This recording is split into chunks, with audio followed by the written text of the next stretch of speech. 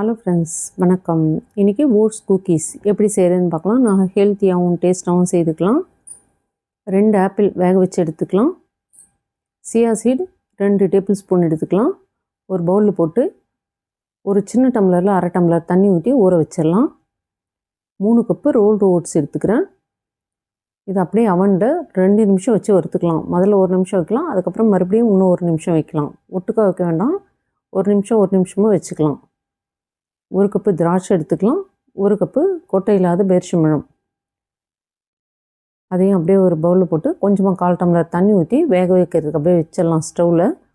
இப்போ பாருங்கள், ஓட்ஸ் நல்லாவே வறுப்பட்டுருச்சு. ஸ்டவ்வில் வறுத்திங்கன்னா கை பொறுக்கிற சூட்டுக்கு வறுத்து எடுத்துக்கலாம். ஆப்பிள் நல்லா வெந்துருச்சு. இந்த ஆப்பிள் வேக வச்சு செய்யும்போது நல்லாவே டேஸ்ட்டாக இருக்கும். நம்ம இனிப்பு எதுவுமே சேர்க்க போகிறது இல்லைங்க.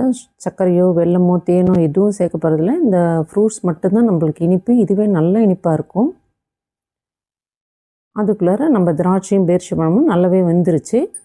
ஒரு 10 நிமிஷம் வச்சேன், நல்லா வெந்துருச்சு. வேக வைக்கும்போது இன்னும் கொஞ்சம் இனிப்பு கூடுதலாக இருக்கும்.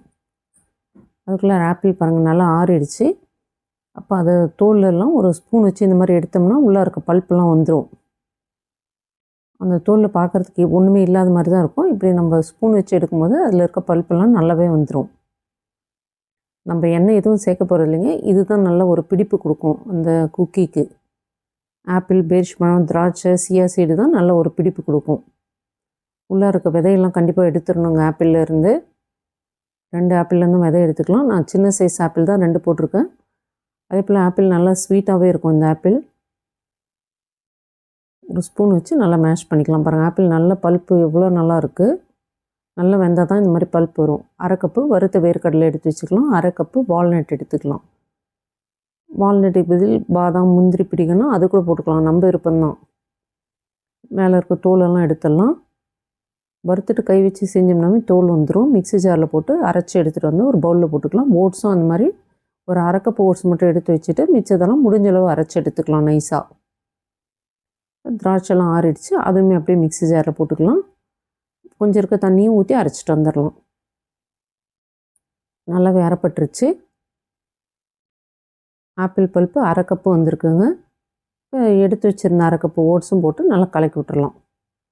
1 டீஸ்பூன் அளவு பட்டைப்பொடி போட்டுக்கிறோம். 1 டீஸ்பூன் ஏலக்காய் தூள், 1/4 டீஸ்பூன் உப்பு, 1/4 டீஸ்பூன் சுக்குத்தூள் எல்லாமே போட்டு நல்லா கலக்கி விட்டுறலாம். நல்லா கை வச்சு நல்லா கலக்கிடலாம். அந்த சுக்குத்தூள், ஏலக்காய் தூள், பட்டைத்தூள்லாம் எல்லா இடத்துலையும் கலக்கணும். இதிலே தான் உங்களுக்கு பிடிக்கலாம், அதை ஸ்கிப் பண்ணிடுங்க.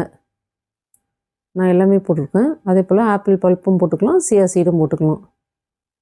சியா சீட் பாருங்கள், கொஞ்சம் தான் கீழே தண்ணி இருக்கும், அதோட சேர்த்து ஊற்றிக்கலாம். எல்லாம் போட்டு கை வச்சு நல்லா கலக்கி விட்டுறலாம். இப்போ இன்ஸ்டன்ட் காஃபி தூள் போட்டுக்கலாம். இந்த காஃபி போடும்போது டேஸ்ட்டு சூப்பராக இருக்குங்க. நம்மளுக்கு அந்த ஆப்பிள் வேக வச்ச தண்ணி கொஞ்சமாக ஊற்றிக்கிறேன். பாருங்கள், கொஞ்சம் தான் தண்ணி ஊற்றிருக்கேன். தண்ணி ஊற்றி நல்லா கலக்கிக்கலாம்.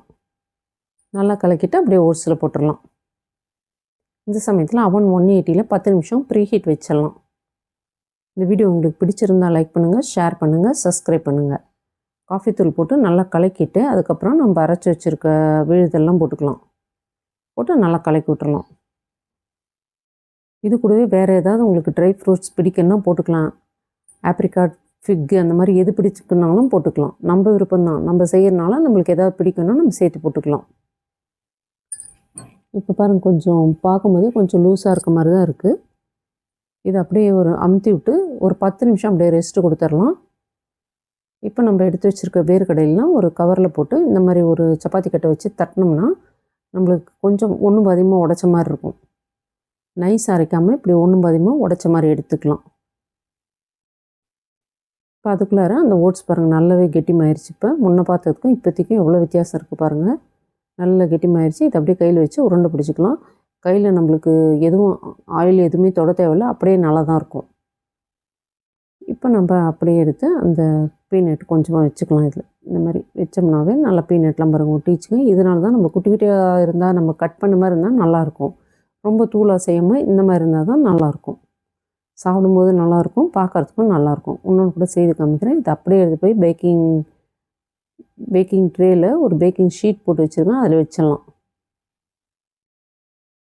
இன்னொன்று செஞ்சு காமிக்கிறேன் பாருங்கள். எல்லாமே இதே போல் செய்துக்கலாம்.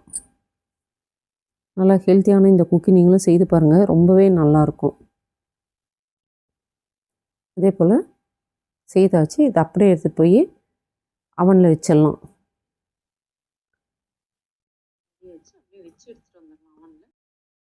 180ல் நான் 25 நிமிஷம் வச்சேங்க. 23 நிமிஷத்துக்கு எனக்கு நல்லாவே பேக் ஆகிடுச்சு. திருப்பி பார்த்திங்கன்னா கீழே கொஞ்சம் கலராக வரணும். நம்மளுக்கு தெரியலைன்னா திருப்பி பார்த்தா காமிக்கிறேன் பாருங்கள், கொஞ்சம் கலராக வரணும். அவ்வளோதான் நம்ம குக்கீஸ் ரெடி. தேங்க்யூ.